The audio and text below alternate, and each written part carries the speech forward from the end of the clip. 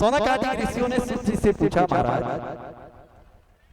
आप ये जो भागवत की बात कर रहे हो, भागवत की रचना किसने किया, कब किया और कैसे किया, थोड़ा इसके बारे में भी बताइए। क्योंकि ये जो भागवत है ये परम धन है महाराज। उड़िया भागवत में जगन्नाथ दास लिखते हैं, परम शास्त्र भागवत अभ्यास करुथिव नित्य। परम शास्त्र भागवत है महाराज। सुन परिक नरनाथ कृष्ण चरित भागवत। परम शास्त्र भागवत अभ्यास करुथिव नित्य। ये परम शास्त्र है, नित्य इसका अभ्यास करिए। तो स्तुति जी ने, सौनक आदि ऋषि ने पूछा, महाराज आपने जो भागवत के बारे में कहा ये भागवत है क्या और किसने कब कैसे रचना किया। तब विस्तार से कहते हैं कि एक बार द्वापर समन प्राप्ते तृतीय युग पर्यय जातः पराश्रय योगी वासव्याकलया हरे। सरस्वती नदी के तट पर सम्यक प्रास आश्रम में व्यास जी बैठ करके विचार करने लगे कि इस कलिकाल के मनुष्यों का जो मन है वो पाप से मलिन हो जाएगा, उनको शुभ अशुभ कर्मों का ज्ञान नहीं रहेगा। तो ऐसे पाप धर्म मनुष्यों का उद्धार कैसे होगा, कैसे अपने आप को मुक्त कर पाएंगे।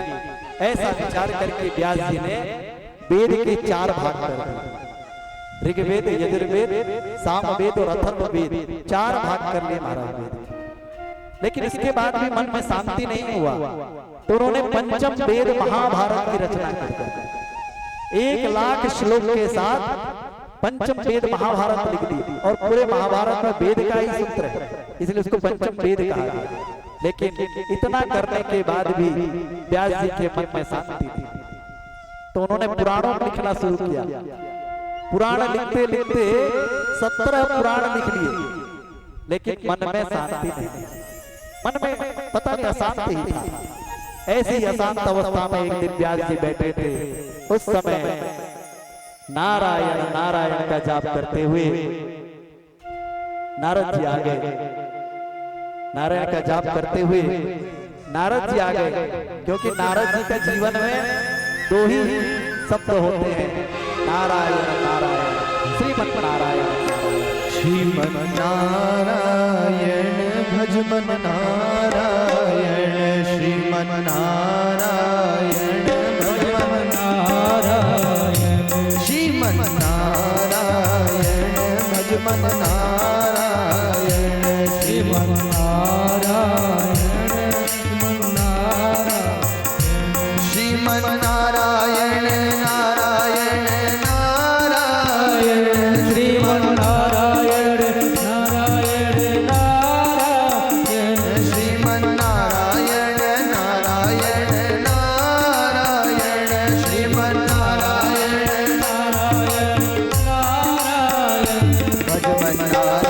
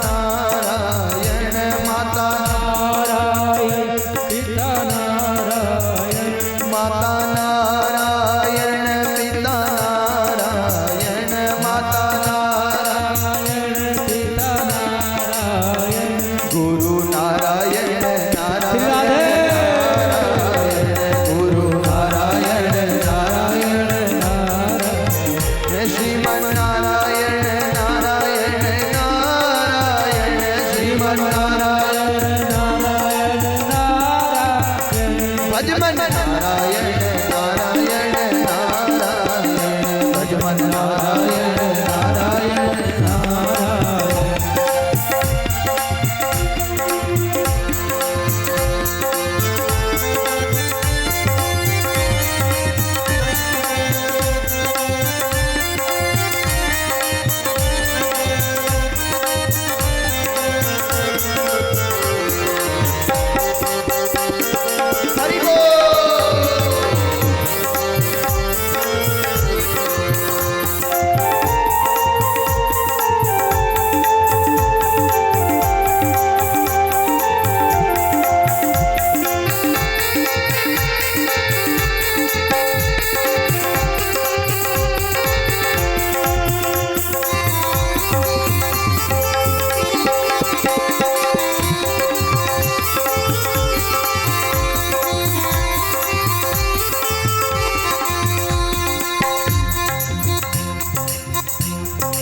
और जो भी भक्त भगवान को यहाँ वहाँ हर जगह ढूंढते हैं, उनसे मैं एक बात कहना चाहूँगा। तुझ में नारायण मुझ में नारायण, तुझ में नारायण मुझ में नारायण, तुझ में नारायण मुझ में नारायण, तुझ में नारायण मुझ में नारायण, सब में नारायण नारायण नारायण, सब में नारायण नारायण नारायण, श्रीमन नारायण नारायण नारायण, श्रीमन नारायण नारायण नारायण, श्रीमन नारायण नारायण नारायण, श्रीमन नारायण नारायण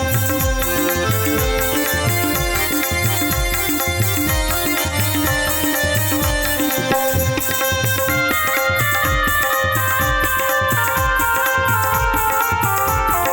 श्रीमन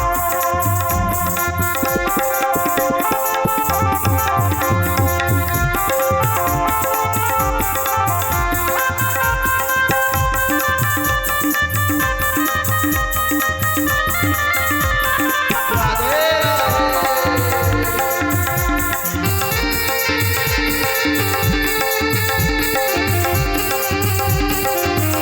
नारायण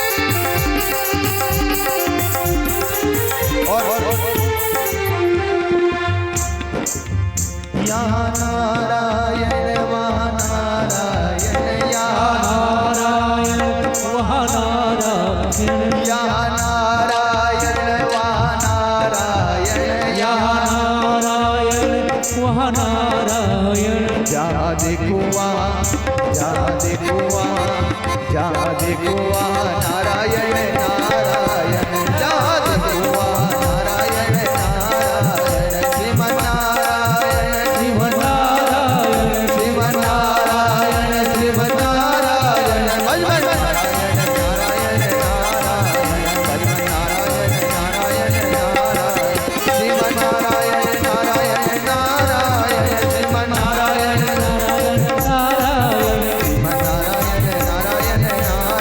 नारायण नारायण, श्रीमन नारायण नारायण नारायण, श्रीमन नारायण नारायण नारायण, श्रीमन नारायण नारायण नारायण, भजमन नारायण नारायण नारायण, भजमन नारायण नारायण नारायण, भजमन नारायण नारायण नारायण, श्रीमन नारायण नारायण नारायण, श्रीमन नारायण नारायण नारायण, श्रीमन नारायण नारायण नारायण, श्रीमन नारायण नारायण नारायण, नारायण नारायण श्रीमन्नारायण। नारद जी महात्मा प्रकट हो गए और व्यास जी को देख करके पूछे, पाराशर महाभाग भवत कचिदात्मना परिदृश्यति शरीर आत्मा मानसैव। हे पाराशर जी, क्योंकि व्यास जी पराशर ऋषि के पुत्र हैं, इसलिए उनको पाराशर कहा गया। और मेरे गुरुदेव भी श्री श्याम सुंदर पारासर जी है। बोलिए पारासर महाराज की जय हो। तो व्यास जी को पारासर कहते हैं क्योंकि वो पराशर ऋषि के पुत्र हैं। इसलिए हे पाराशर जी, आपका ये मुखमंडल इतना धूमिल क्यों, क्यों चिंता कर रहे हो महाराज? आपका ये मन उदास क्यों है? तब व्यास जी ने कहा, क्या कहूं नारद जी, मैंने जगत के कल्याण के लिए वेद के 4 हिस्से कर दिए, 17 पुराण लिख डाले प्रभु, लेकिन फिर भी मेरा मन जो है अभी भी अशांत है, शांति नहीं है। इसलिए क्या करूं मैं? कोई उपाय हो तो बताइए। तब नारद जी कहे कि व्यास जी, आपने अभी तक जो है अपना विद्वता दिखाया है। 17 पुराण में आपने केवल विधि निषेध ही लिखे हैं, क्या करना चाहिए क्या नहीं करना चाहिए, केवल अपना विद्वता दिखाया है। एक भी जगह पर आपने प्रभु का गुणों का गान नहीं किया। और जब तक आप प्रभु के गुणों का गान नहीं करेंगे तब तक मन में आपकी शांति नहीं मिलेगी। हर पुराण में, हर शास्त्र में आपने केवल क्या सही है क्या गलत है, क्या पुण्य है क्या पाप है, इसके ही चर्चा किया है। किसी भी पुराण में आपने गोविंद के गुणों का गान नहीं किया। और जिस दिन आप गोविंद के गुणों का गान करने लग जाओगे, उसी दिन आपकी मन से सारी व्यथा दूर हो जाएगी। नारद जी ने कहा, व्यास जी, पूर्व जन्म में एक दासी पुत्र था और दासी पुत्र था, मेरी माँ जो जगह जगह जाकर के काम करती थी। एक दिन उस गांव में कुछ महात्मा लोग चातुर्मास करने के लिए आए और चातुर्मास करते समय मेरी माँ उन्हीं साधु संतों की सेवा करती थी। मेरी माँ के साथ मैं भी साधु संतों की सेवा में जाता, उनका उच्चिष्ट पा करके अपना जीविका चलाता था। शाम के समय महात्मा लोग सत्संग करते थे, बैठ करके मैं भी सत्संग करने लगा। जब 4 महीना कंप्लीट हो गया, सभी महात्मा जाने लगे तो मैं भी उनके पीछे पीछे जाने लगा। बोले, महात्मा जी मेरे को भी साथ में ले चलो, आपकी सेवा करूंगा, आपकी सेवा करूंगा, आपके लिए संविदा फूल एकत्रित करूंगा और आपके साथ रहूंगा। महात्माओं का बेटा अभी तुम छोटे हो, तुम्हारे पास अभी कर्तव्य है, जाओ तुम्हारे अपने माँ के पास जाओ और माँ की सेवा करना। हमारे साथ जाओगे तो लोग क्या कहेंगे? अरे साधु सन्यासी लोग आए थे, छोटे से बच्चे को बहला फुसला करके ले गए और उसकी माँ अकेली घर में पड़ी है, इसलिए अभी हमारे साथ जाओ तुम अपने माँ की सेवा करो। मैंने सभी संतों को प्रणाम किया और प्रणाम करके अपने माँ के सेवा में आया और मन ही मन विचार किया, प्रभु मेरे ऊपर कब कृपा करोगे आप?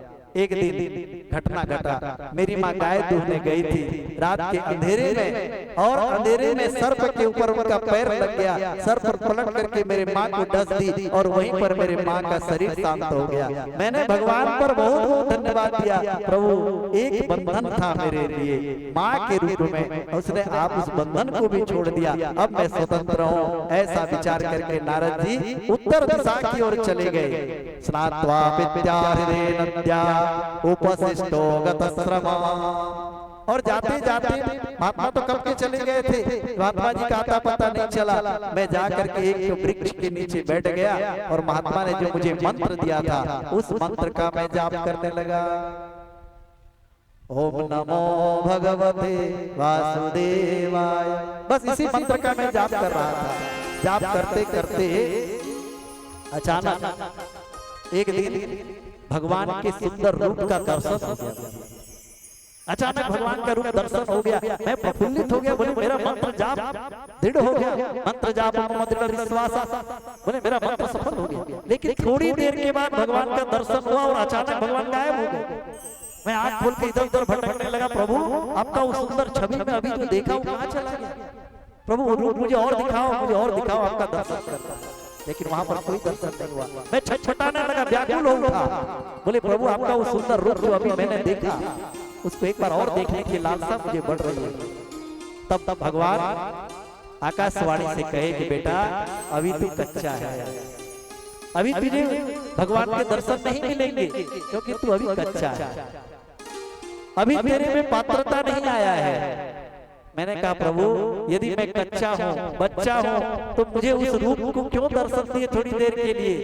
बोले, बेटा यदि थोड़ी देर के लिए दर्शन नहीं देता तो छोटा बुद्धि वाला है, अचानक कोई तेरे को बहला देता, कोई भुसला देता और तेरे को जो मंत्र महात्माओं ने दिया है उस मंत्र पर तुझे अविश्वास हो जाता, तू भटक जाता। इसलिए आज तुझे मैं मेरे रूप माधुर्य का चटनी चटाया। अब तेरे ऊपर विश्वास हो गया कि एक बार चटक लगा है तो एक ना एक दिन भगवान के दर्शन होंगे, इसलिए तुझे दर्शन बहुत जल्दी होने वाला है। इसलिए व्यास जी जब भगवान ने ऐसी वाणी करी तो मेरा मन और दृढ़ विश्वास हो गया कि चलो एक ना एक दिन तो भगवान के दर्शन मुझे होगा ही, भगवान के दर्शन मुझे होंगे ही। इसलिए मैं फिर से बैठ गया और उसी मंत्र का जाप करने लगा। अचानक प्रलय हो गया और समस्त सृष्टि जो है भगवान पर समाहित हो गई और मैं भी उसी परमपिता परमेश्वर के हृदय आगार में समा गया। जब नई सृष्टि हुई तो उस नई सृष्टि में भगवान ने इस सृष्टि की सर्जना किया और उसी सृजन में मुझे इस जन्म में, इस कल्प में ब्रह्मा के पुत्र के रूप में मुझे जन्म मिल गया। लेकिन पूर्व जन्म का संस्कार था, इसलिए मैं आज भी भगवान का कीर्तन करता हूँ। एक दिन मैं मस्ती में कीर्तन कर रहा था और कीर्तन करते करते नारायण प्रकट हो गए और बोले बेटा तेरा कंठ बड़ा मधुर है। जैसे अभी हमारे संगीत आचार्य लोग बैठे हैं, बड़ा सुंदर मधुर कंठ है, ऐसे ही नारद जी का भी कंठ मधुर था। कीर्तन करते थे तो स्वयं नारायण जो है प्रकट हो गए और बोले बेटा तेरा कंठ बड़ा मधुर संगीत है, इसलिए हमेशा तुम कीर्तन करते रहना। और प्रभु ने मुझे ये वीणा दिया है। जो नारद को वीणा दिया तो नारद जी कहते हैं व्यास जी ये जो वीणा है ये कोई साधारण वीणा नहीं है, स्वयं भगवान के द्वारा दे दिया गया वीणा है। कैसा वीणा है?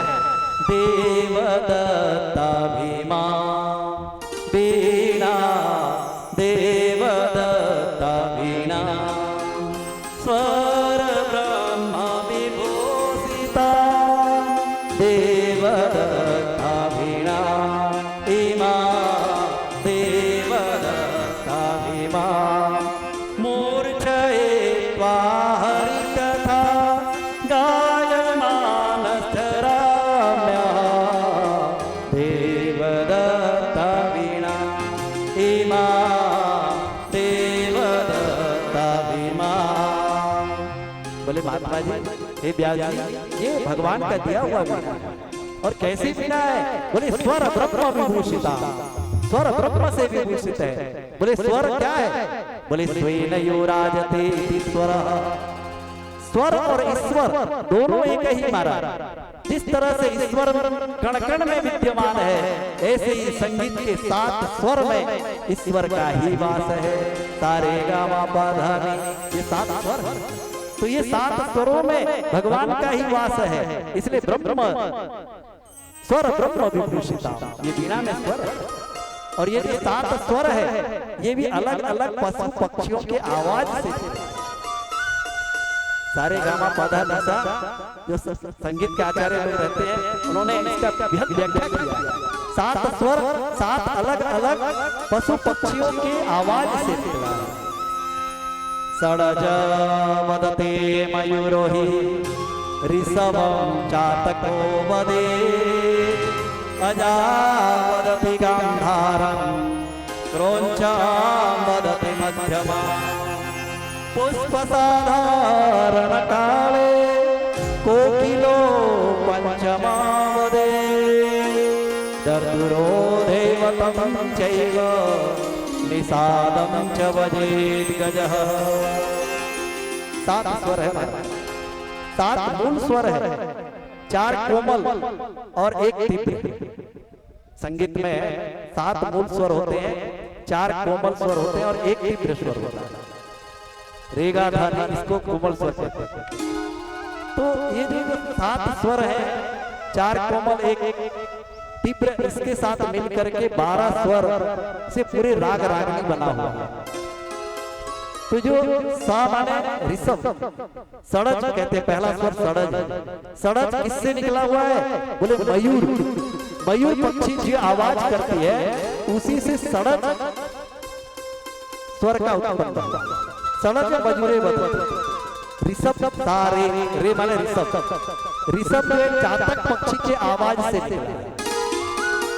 अजा वदति गांधार, अजा माने बकरी, बकरी जो आवाज करती है वो गांधार स्वर में करती है। क्रोंचो वदति मध्यमम, जो क्रोंच पक्षी है वो मध्यम स्वर में करता है।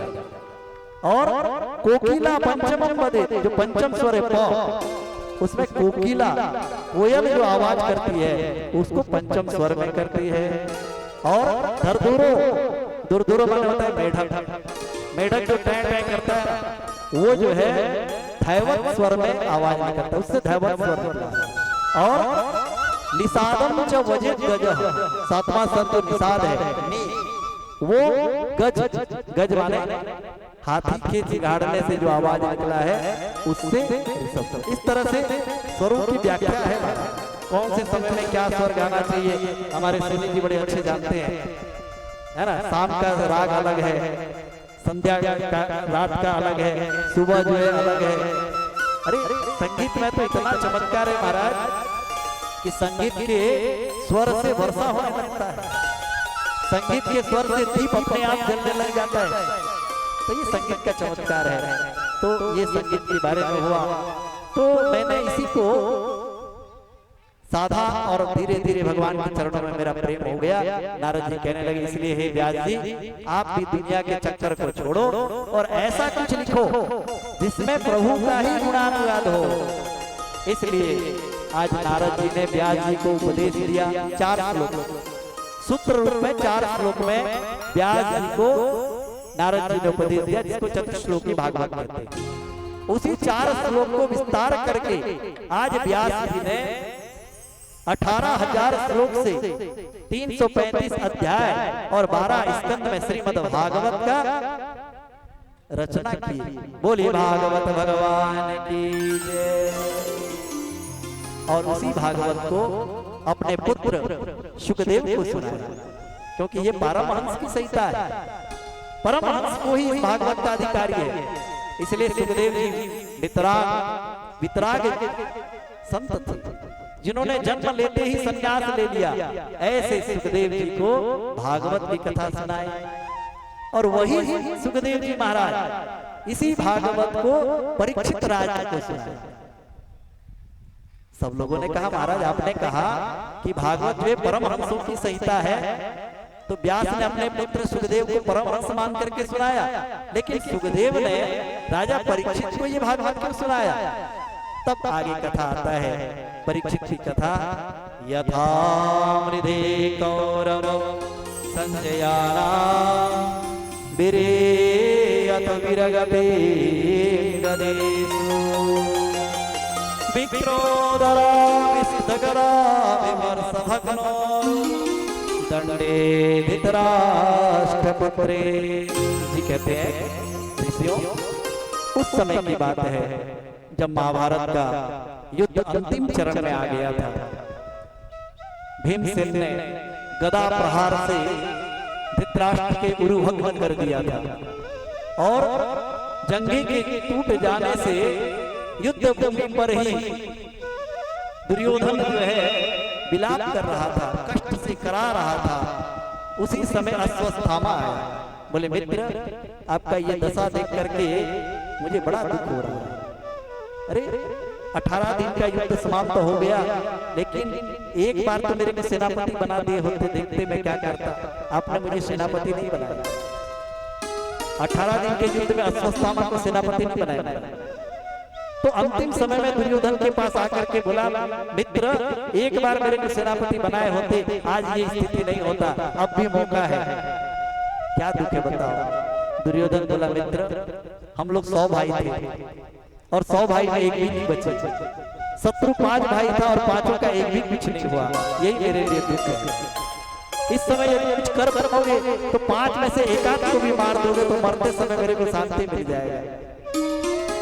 अश्वत्थामा बोले मित्र चिंता मत करो, आज मैं पांडव शिविर में जाऊंगा और 5 भाई के सर को काट करके तुम्हारे सामने लेकर के आऊंगा।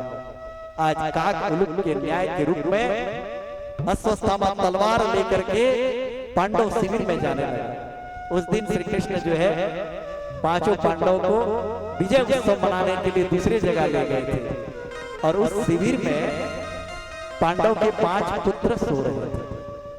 द्रौपदी के जो 5 पुत्र थे वही 5 सैया पर सो रहे थे। रात के अंधेरे में अश्वत्थामा तलवार निकाल करके उस निर्मम शिशुओं का हत्या कर दिया। और उसके सिर को लेकर के दुर्योधन के पास आ गया। बोले मित्र तुम एक सिर मांग रहे थे, मैं 5 पांडवों का सिर लेकर के आ गया। अंधेरे में जब बिजली चमका, दुर्योधन ने देखा नन्हे शिशु का वो सिर थे। दुर्योधन बोला अरे मित्र क्या कर दिया, अरे हमारे कुल में पानी देने वाले तक को नहीं रखा, तो ये शिशु ने क्या बिगाड़ा था? अरे मैंने तो 5 पांडवों से मेरी शत्रुता थी, इस निर्दोष शिशुओं से मेरा कोई शत्रुता नहीं, तूने उसको भी खत्म कर दिया। अब जब अश्वत्थामा को पता चला कि ये मैंने जो पांडवों की जगह पर उसके 5 बेटे को मार करके आ गया हूँ, अश्वत्थामा भयभीत हो गया। बोले अब मुझे पांडव जिंदा नहीं छोड़ेंगे। अब भागने लगा। सुबह हुआ, द्रौपदी शिविर में आई अपने बेटे को जगाने के लिए, और उस 5 सैया पर 5 पुत्रों के रक्त रंजित शरीर को देख करके द्रौपदी का शरीर वहां पर कांपने लगा। और मत्तम माता शिशुनाम निधनम सुतानाम निसम्य घोरम पतितप्यमाना तदा रुद्वा स्वकलाकुलाक्षी त्वां शान्तायना किरीटमाली। माता जी अपने शिशुओं के मृत शरीर को देख करके रोने लगे।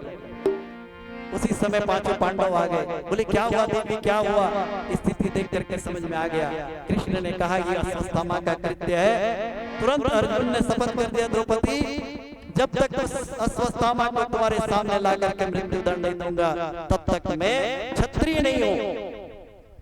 ऐसा करके कृष्ण को सारथी बना करके चले गए। रास्ते पर अश्वत्थामा को पकड़ लिए। अश्वत्थामा को जैसे ही पकड़े और जब घसीट करके ले जाने लगे तब कृष्ण कहने लगे अरे अर्जुन कहां ले जा रहे हो?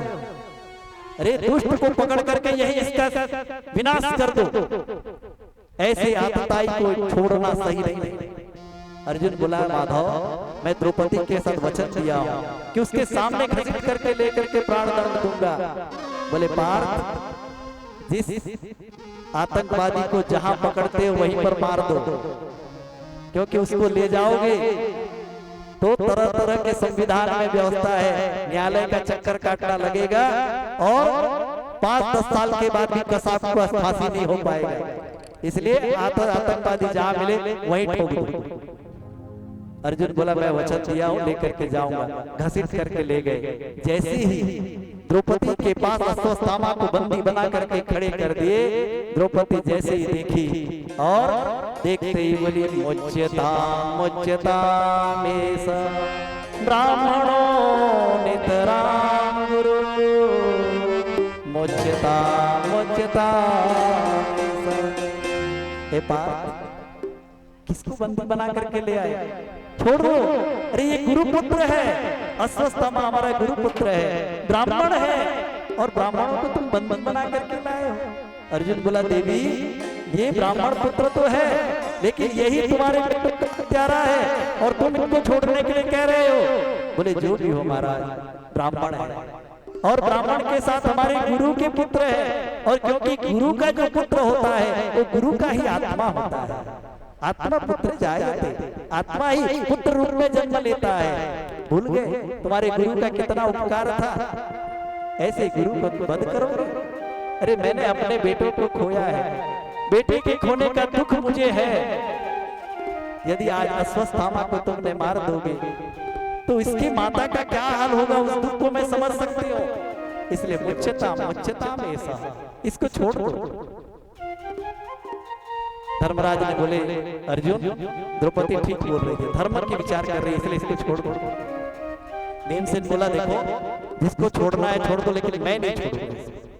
आंखें लाल लाल करके गदा उठाया, बोले जिसको जो छोड़ना है छोड़ दो लेकिन इसको तो मैं छोड़ूंगा।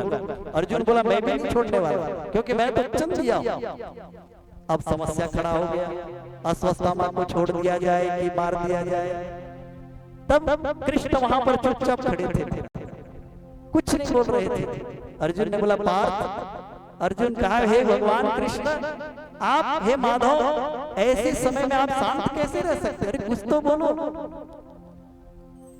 कृष्ण बोले पार्थ मैंने तो तुमको पहले से कहा, आतंकवादी को पकड़े तो वहीं ठोक दो, वहां ले जाओगे तो परेशानी खड़ी होगी। और ये हो गया। अब तो भैया आतंकवादी को यदि न्यायालय में ले गए हो तो न्याय के अनुसार इसका विचार होगा, शास्त्र जो कहता है उसके अनुसार आपको करना पड़ेगा। बोले शास्त्र क्या कहता है इस विषय में?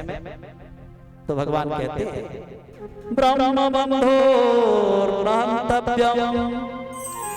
आतताई वधारणा। पार्थ शास्त्र तो ये कहता है कि ब्राह्मण कितना भी गया गुजरा क्यों ना हो, कितना भी पतित क्यों ना हो, उसका मृत्यु दंड नहीं हो सकता। ये शास्त्र का वचन। तो भैया छोड़ दे? बोले ना, छोड़ने के लिए नहीं कह रहा। बोले शास्त्र ये भी कहता है कि आतताई वधारणा। आतताई कोई भी हो, आतंकवादी कोई भी हो, उसको मृत्यु दंड देना है। जय हो न्यायाधीश महाराज। अरे एक तरफ आप कह रहे हो कि ब्राह्मण कितना भी गया गुजरा है उसको वध नहीं करना है, और दूसरे तरफ कहते हो कि आतंकवादी कोई भी हो उसको वध करना है। क्या नहीं? बोले भैया शास्त्र जो था आपके सामने बता दिया, अब जो करना है कर लो।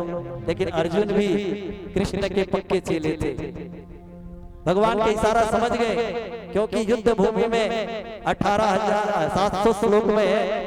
गीता का उपदेश भी तो कृष्ण ने दिया था। परीक्षा का समय आ गया था कि कितना पक्का चेला बना है, तो समझ में आ गया कि भगवान क्या कहते हैं। क्योंकि किसी को अस्त्र से मारना ही वध नहीं होता। शास्त्र में किसी को अस्त्र से मारना ही वध नहीं होता, वध के और भी रूप है। आज्ञा भंगो नरेंद्राणाम विप्राणाम मानखंडनम पृथक सय्या तो स्त्रीणाम शस्त्रो वेदितो वदः। राजा का आज्ञा का अवहेलना कर दो तो उसके लिए मृत्यु दंड। राजा के आज्ञा को नहीं मानना राजा के लिए मृत्यु दंड के समान है। और विप्राणाम मानखंडनम, कोई पंडित का, कोई विप्र का, ब्राह्मण का यदि अपमान हो जाए भरे सभा में तो उसके लिए वही मृत्यु दंड होता है। पृथक सय्या तो नारीणा, नारियों को, पत्नी को अलग सय्या दे दोगे तो अलग सय्या उसके लिए मृत्यु के समान होता है। ये शास्त्र का वचन है। तो अब समझ में आ गया। अर्जुन ने दौड़ करके अश्वत्थामा के मस्तक पर एक मणि था, उस मणि को निकाल लिया और धक्के मार करके उसको भगा दिया। ब्राह्मण को किसी सभा में यदि अपमान कर दोगे तो उस ब्राह्मण के लिए मृत्यु के समान है, क्योंकि ब्राह्मण केवल एक ही कार मानता है, नमस्कार। ब्राह्मण के लिए एक ही कार यथेष्ट है। केवल नमस्कार कर दोगे ब्राह्मण खुश हो जाता है और भर भर करके आशीर्वाद दे देता है, बोले खुश रहो खुश रहो। और ब्राह्मण का यदि अपमान हो गया तो ब्राह्मण का वहीं पर मृत्यु मान करके ब्राह्मण का अपमान। आज अश्वत्थामा को मणि निकाल करके भेज दिए। अश्वत्थामा क्रोध से व्याकुल हो गया और अब जो है ब्रह्मास्त्र का संधान करके विचार करने लगा कि आज पांडव के वंश में एक को भी नहीं छोड़ूंगा। विचार किया, द्रौपदी के 5 पुत्र तो मर गए, विचार आया कि उत्तरा अभी गर्भवती है, इसलिए ब्रह्मास्त्र का संधान करके उत्तरा के गर्भ में छोड़ दिया। ब्रह्मास्त्र में एक शक्ति है कि जिसके लिए संकल्प करोगे केवल उसी को ही लक्ष्य करता है। और ब्रह्मास्त्र जो है आते आते उत्तरा के गर्भ में प्रवेश हो गया और जैसे ही गर्भ में ब्रह्मास्त्र का ज्वाला बढ़ने लगा, उत्तरा विचलित हो गई और दौड़ करके आ गई। पाहि पाहि महायोगिन देव देव जगत्पते नान्यं यद भयं पश्ये यत्र मृत्यु परस्पर। हे गोविंद, मैं केवल आपके शरण में आया हूँ, त्राहि मां मेरी रक्षा कर दो, क्योंकि अब तुम ही हो प्रभु, केवल तुम ही हो, तुम हमारे हो, हम तुम्हारे हैं, केवल तुम ही हमें बचा सकते हो, कोई और नहीं बचा सकता। विलाप करके उत्तरा जो है भगवान श्री कृष्ण के सामने विलाप करने लगी। तुम हमारे थे प्रभु जी, हमारे हो, तुम हमारे ही रहोगे। ओ मेरे प्रियतम, तुम हमारे थे प्रभु जी, तुम हमारे हो, तुम हमारे ही रहोगे। ओ मेरे प्रियतम, तुम हमारे थे प्रभु जी, तुम हमारे हो, तुम हमारे ही रहोगे। ओ मेरे प्रियतम,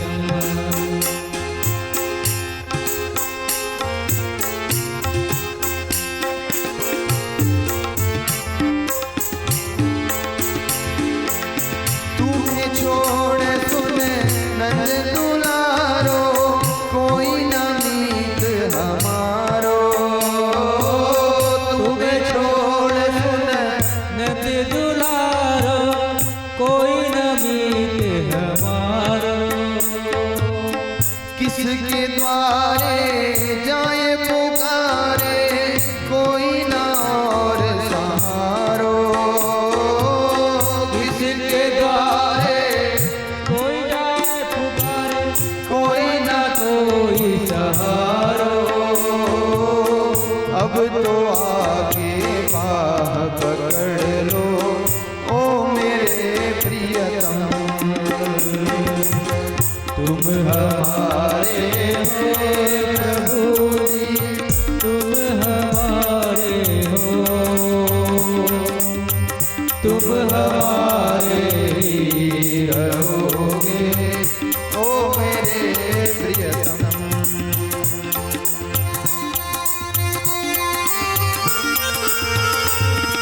बोलिए भक्तवत्सल भगवान की।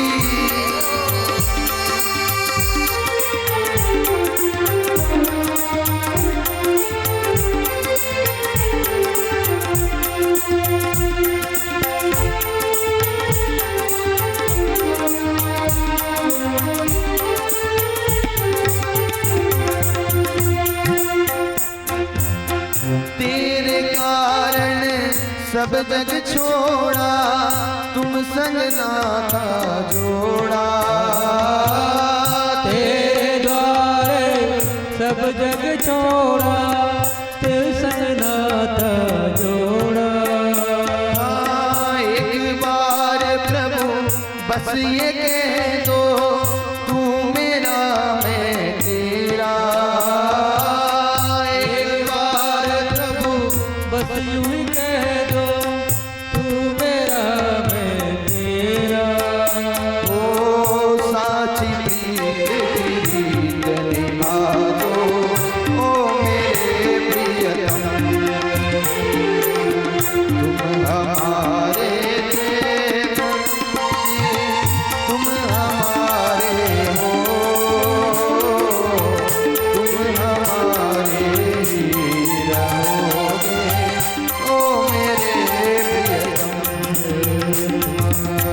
तुम हमारे हो प्रभु, तुम हमारे हो, तुम हमारे ही रहोगे। ओ मेरे प्रियतम, हरि बोल।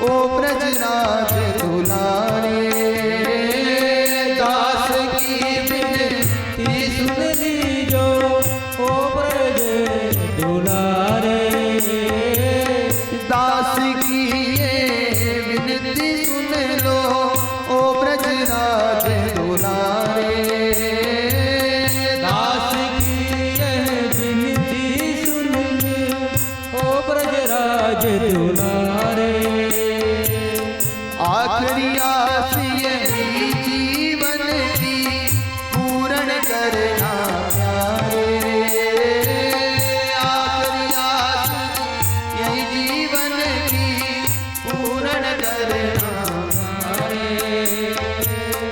एक बार हृदय से लगा लो एक बार हृदय से लगा लो ओ मेरे प्रियतम और तुम हमारे प्रभु जी तुम हमारे हो तुम हमारे प्रभु ओ मेरे प्रियतम और तुम हमारे थे प्रभु जी तुम हमारे हो तुम हमारे रहोगे ओ मेरे प्रियतम तुम हमारे थे प्रभु जी तुम हमारे हो तुम हमारे थे प्रभु जी ओ मेरे प्रियतम ओ मेरे प्रियतम ओ मेरे प्रियतम ओ मेरे प्रियतम ओ मेरे प्रियतम जय जय राम सिया राम जय जय राम सिया राम जय जय राम सिया राम जय जय राम सिया राम राधे राम सिया राम जय जय राम सिया राम जय जय राम सिया राम जय जय राम सिया राम राधे श्याम श्याम श्याम राधे श्याम श्याम श्याम राधे श्याम श्याम श्याम राधे श्याम श्याम श्याम राधे श्याम श्याम राधे श्याम जिसको भी नृत्य करना है करके आओ सकते हैं प्रभु की भक्ति है ये राधे श्याम राम राम सिया राम राम राम सिया राम राम राम सिया राम राधे श्याम श्याम श्याम राधे श्याम श्याम श्याम राधे श्याम श्याम श्याम राधे श्याम श्याम श्याम राधे श्याम श्याम श्याम राधे श्याम श्याम श्याम राधे श्याम श्याम श्याम राधे श्याम श्याम श्याम राधे श्याम श्याम श्याम राधे श्याम श्याम श्याम राधे श्याम श्याम श्याम राधे श्याम श्याम श्याम राधे श्याम श्याम श्याम राधे श्याम श्याम हरि बोल राधे श्याम श्याम श्याम राधे श्याम श्याम श्याम राधे श्याम श्याम श्याम राधे श्याम श्याम श्याम राधे श्याम श्याम श्याम राधे श्याम श्याम श्याम राधे श्याम श्याम श्याम राधे श्याम श्याम श्याम बोले वृंदावन बिहारी लाल की राधा रमण सरकार की अनन्या चिंतयोन्ते माम ये जना पर्युपासते तेषां नित्याभियुक्तानां योगक्षेमावहाम्यहम्। भगवान श्री कृष्ण गीता में भी कहते हैं कि जो सब प्रकार के आश्रय को छोड़ करके अनन्य भाव से यदि मेरे भक्ति में आ जाता है तो योगक्षेम वहाम्यहम्, मैं उसके सभी प्रकार के योगक्षेम का वर्णन करता हूँ। आज उत्तरा भगवान के चरणों में आ गई और भगवान ने देखा कि अश्वत्थामा का छोड़ा हुआ ब्रह्मास्त्र उत्तरा के गर्भ में उस गर्भस्थ शिशु का संहार करने के लिए प्रवेश किया है। भगवान बिना देर किए नन्हे से रूप में आकर के उत्तरा के गर्भ में प्रविष्ट हो गए। बोल उत्तरा महारानी की जय। महाराज कितने भाग्यशाली होगी आज उत्तरा। अरे इस भारत भूमि में अनेक माताएं हुई जिन्होंने भगवान को अपने गर्भ में स्थान दिया। अनेक ऐसी माताएं हुई जिन्होंने बड़े बड़े भक्त को, प्रहलाद ध्रुव जैसे भक्त को भी अपने उदर में स्थान दिया। लेकिन आज उत्तरा उन सब में धन्य है जिसने एक साथ भगवान और भक्त दोनों को अपने गर्भ में स्थान दिया। धन्य है उत्तरा, धन्य है ये भारत। आज भगवान ने उत्तरा के गर्भ में प्रविष्ट होकर के सुदर्शन चक्र से उस ब्रह्मास्त्र को शांत किए और फिर से बाहर आ गए और उत्तरा से बोले बेटी अब कुछ और डर है? अब तो ठीक लग रहा है ना तुझे? उतरा आपके मुख से कुछ भी नहीं निकल पाया। भगवान के उस कृत्य से, उस उपकार से आज उत्तरा के आंखों से आंसू बहने लगे, कुछ नहीं खोल पाई। लेकिन आज कुंती दौड़ करके गई और बोले प्रभु आज मैं आपको पहचान गई। जा करके कुंती भगवान कृष्ण के चरण पकड़ ली। चरण जैसे ही पकड़े भगवान कृष्ण बोले अरे बुआ कैसी उल्टी गंगा बहा रही है? अरे चरण तो मुझे पकड़ना चाहिए, मैं तेरा भतीजा हूँ, मेरे चरण क्यों पकड़ रही है? कुंती बोली कृष्ण लाला अब तेरे बातों में नहीं आने वाली, मैं आज पहचान गई हूँ। इतने दिन से मैं तुझे भतीजा भतीजा कह रही थी, लेकिन तू ही परम पिता परमेश्वर है, आज तू ही परम ब्रह्म है, मैं आज तुझे पहचान गई। नमस्ते पुरुषं त्वरादित्वरं प्रकृते परमं अलक्ष्य सर्वभूतानां अन्तर्बहिः स्थितं माया जवनिका छायाक्षयं ललक्ष्यसे मूढदृष्टा नटो नाट्यधर रूप। हे नटवर, हे गोविंद, आज मैं तुझे पहचान गई। अरे इतने दिन से मैं तुझे क्या क्या नहीं बुलाया और तूने कितना मेरा उपकार किया है। मेरे इस 5 बेटों को महाभारत के समुद्र से तूने मुझे बचा लिया, इसलिए मैं तो तुझे केवल एक ही मानता था। मैं एक स्त्री जाति की हूँ, तुझे नहीं पहचान पाई थी आज तक। मैं इतना समझता था कृष्णाय वासुदेवाय देवकी नंदनाय च नंद गोप कुमाराय गोविंदाय नमो नमः। हे वासुदेव, मैं तो तेरे को कृष्ण समझती थी, मैं तुझे देवकी का लाला समझती थी, मैं तुझे नंद का लाला समझता था। आज मुझे पता चला तू तो परम ब्रह्म है, तूने ही मेरे बेटे की रक्षा किया है, इसलिए आज तुझसे एक बात मांगती हूँ। और आज कुंती ने जो मांगी है इस संसार में कोई ऐसा नहीं मांगेगा महाराज। अरे हम भगवान से क्या मांगते हैं? सुख संपत्ति घर आवे कष्ट मिटे तन का, है ना? क्या मांगते हैं? जय जगदीश हरे में गाते हैं सुख संपत्ति घर आवे कष्ट मिटे तन का। तो हम लोग सुख संपत्ति मांगते हैं, लेकिन आज कुंती ने भगवान से क्या मांगा? विपदः सन्तु न सस्व तत्र यत्र जगद्गुरो भवतः दर्शनं स्यात् न पुनर्दर्शनम्। हे गोविंद, मुझे एक कृपा करना, मैं तुझसे आज कुछ मांगता हूँ। गोविंद बोले बुआ अरे बेझिझक मांगो, क्या मांगता चाहती है? कुंती बोली प्रभु जब तक इस शरीर में प्राण है तब तक केवल विपत्ति मेरे को दे देना, केवल विपत्ति मुझे देना, हमेशा संकट मुझे देते रहना। बोले बुआ ऐसा कोई कभी मांगते हैं? अरे एक सत्यनारायण की पूजा करके लोग क्या क्या मांग लेते हैं और तू आज विपत्ति मांग रही है, कष्ट मांग रही है। बोले हाँ केशव, मैं तुझसे आज दुख मांगती हूँ। क्यों? बोले जब जब मेरे जीवन में दुख आया है, जब जब मेरे जीवन में संकट आया है, उस समय तू मेरे सामने, जब जब मेरे जीवन में संकट आया मेरे सामने तू आया था, तेरा दर्शन मुझे मिलते गया, इसलिए मेरे जीवन में हमेशा संकट आए और तू मेरे सामने है, इसलिए मैं संकट मांगता। अरे ऐसे सुख का क्या मतलब महाराज? जो सुख के आने से भगवान हमसे छूट जाए, उससे तो लाख गुना दुख अच्छा है कि उस दुख में भी हमारा मन भगवान के चरण में रहे। ऐसे सुख का कोई अर्थ नहीं। सुख के माथे सिल पड़े जो हरि हृदय सो जाए, बलिहारी वा दुख को जो पल पल नाम रटाए। उससे चलता दुख है, क्योंकि जब दुख में आता है तो हम लोग सबके सब भगवान का स्मरण करते हैं। दुख में सुमिरन सब करे, सुख में करे न को, और जो सुख में सुमिरन करे दुख काहेगा। महाराज जब जब हमारे जीवन में सुख आता है हम भगवान को भूल जाते हैं, और जब जब हमारे जीवन में दुख आता है तो हम भगवान को स्मरण करते हैं। तो इससे अच्छा तो क्या है, जीवन में दुखी आए ना, कुंती इसलिए कहती है कि मुझे दुख दे देना।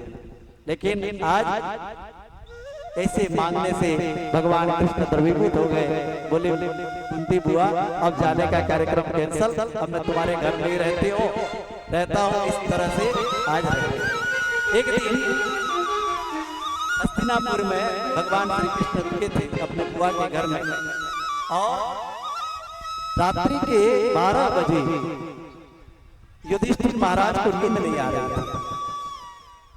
विचार कर रहे थे बैठे बैठे। भगवान कृष्ण ने देखा आज बड़े भैया को नींद क्यों नहीं आ रही, क्या विचार कर रहे हैं। उनके पास गए, बोले बड़े भैया इतने रात हो गए अभी तक सोए नहीं, क्या विचार कर रहे हैं। युधिष्ठिर बोले केशव, अपने ही भाइयों को मार करके ये सिंहासन तो मुझे मिल गया, लेकिन इस सिंहासन का मैं क्या करूंगा। इस सिंहासन के लिए मैंने अपने ही बेटों को, अपने ही सगे संबंधियों को, अपने ही भाइयों के साथ युद्ध किया, सबके रक्त रंजित से, सबके मृत देह से ये सिंहासन है। ऐसे सिंहासन को मैं लेकर के क्या करूंगा केशव। भगवान ने बहुत प्रकार से समझाया, लेकिन युधिष्ठिर का मन नहीं माना। अगले दिन सुबह पांचों भाई को लेकर के भगवान कृष्ण जो है भीष्म के पास गए। भीष्म उसी जगह पर आज सरसैया में पड़े हुए थे, और सरसैया के पास सभी भाइयों को ले जा गए। जैसे ही दूर से भीष्म ने भगवान को दर्शन किया, और जैसे ही दर्शन किया महाराज, दर्शन करते ही प्रफुल्लित हो गए। बोले आओ केशव, मैं तुम्हारा ही इंतजार कर रहा था, आओ मेरे प्राणधन, मैं तुम्हारा ही इंतजार कर रहा था। आज तक इस शरीर में प्राण बचा है तो केवल इसीलिए है कि तुम्हारा मैं दर्शन कर सकूं। दूर से बुलाने लगे। बोले अर्जुन जानते हो तुम्हारे साथ कौन है। अर्जुन बोला पितामह मेरे साथ तो मेरे सखा है। अरे कितना रिश्ता बनाओगे इससे, कभी सखा बना लेते हो, कभी सारथी बना करके अपने जीवन का रथ उसके हाथों में दे देते हो, कभी मित्र बना लेते हो, कभी गुरु बना करके गीता का उपदेश सुन लेते हो, कभी अपना साले साहब बना लेते हो, कभी बहनोई बना लेते हो। धन्य हो तुम, उस परम ब्रह्म को तुम क्या क्या रिश्ता बना लेते हो। जानते हो ये परम ब्रह्म परमात्मा है। इसलिए हे केशव आज एक चीज मांगो। बोले पितामह बोलिए ना क्या चाहते हैं। बोले हे भगवान जब तक मैं शरीर में प्राण है और जब तक इस प्राण को मैं त्यागूं तब तक तुम किसी जगह पर खड़े रहना। सदैव देव भगवान प्रतीक्षता कलेवरं यावतिदं येनोऽयं प्रसन्नः शरण लोचन लो सम्मुखाम्बुजो ध्यान पश्यत चतुर्भुज। हे प्रभु जब तक इस शरीर से प्राण न जाए तब तक तुम ऐसे खड़े रहे। भगवान कृष्ण बड़े लग गई थी। अब इनको इच्छा मृत्यु का वरदान मिला है, न जाने 2-3 महीना और यहाँ पर नहीं गए तो हमारा तो अच्छा खासा ड्यूटी लग गया हमारा। उदास होकर के खड़े हो गए। भीष्म बोले केशव ये तुम्हारा चेहरा उदास वाला मेरे को पसंद नहीं है। बोले कैसे। प्रसन्न शरणलोचन। बोले हमेशा मुस्कुराते हुए खड़े रहो, मैं ज्यादा इंतजार नहीं करूंगा तुमको। मेरा एक इच्छा है, मेरी एक इच्छा है कि जब मेरे प्राण तन से निकले तो तुम मेरे सामने खड़े रहो। यही मेरी इच्छा है, बस इसको तुम पूरा कर देना। आज बड़े भाव के साथ इसमें स्तुति करते हैं। इतना तो करना स्वामी जब प्राण तन से निकले, इतना तो करना स्वामी जब प्राण तन से निकले, इतना तो करना स्वामी जब प्राण तन से निकले, इतना तो करना स्वामी जब प्राण तन से निकले। गोविंद नाम लेकर जब प्राण तन से निकले, गोविंद नाम लेकर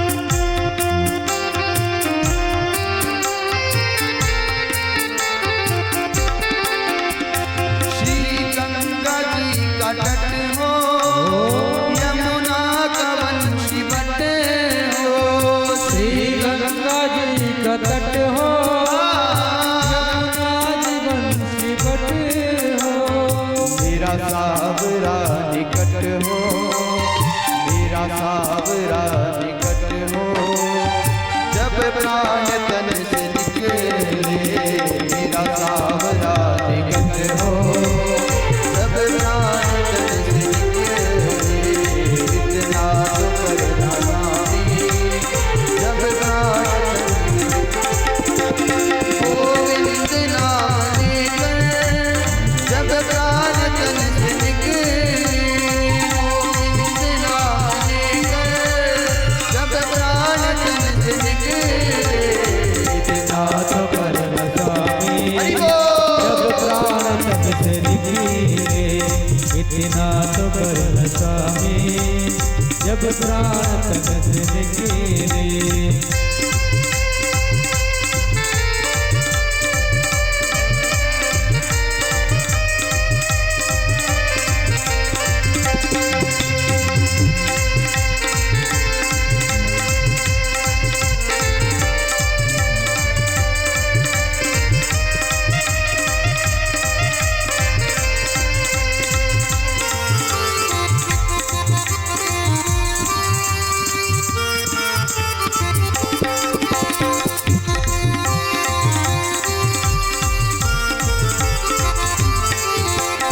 श्री वृंदावन कमल हो, मेरे मुख में तुलसी दल हो, श्री वृंदावन कमल हो, मेरे मुख में तुलसी दल हो, विष्णु चरण का जल हो, जब प्राण तन से निकले, इतना तो करना स्वामी, जब प्राण तन से निकले, इतना तो करना स्वामी, जब प्राण तन से निकले, इतना तो करना स्वामी, जब प्राण तन से निकले।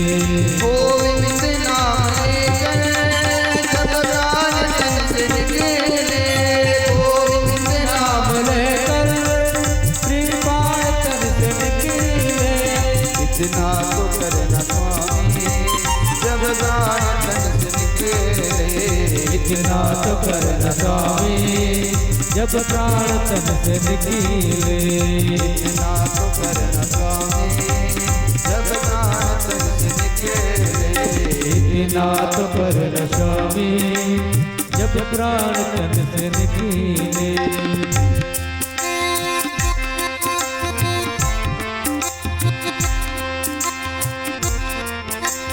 एक भक्त की है अर्जी, खुद करने की है अर्जी, एक भक्त की है अर्जी, खुद करने की है अर्जी, एक भक्त की है अर्जी, खुद करने की है अर्जी, एक भक्त की है अर्जी, खुद करने की है अर्जी। आगे तुम्हारी मर्जी हो, आगे तुम्हारी मर्जी, जब प्राण तन से निकले,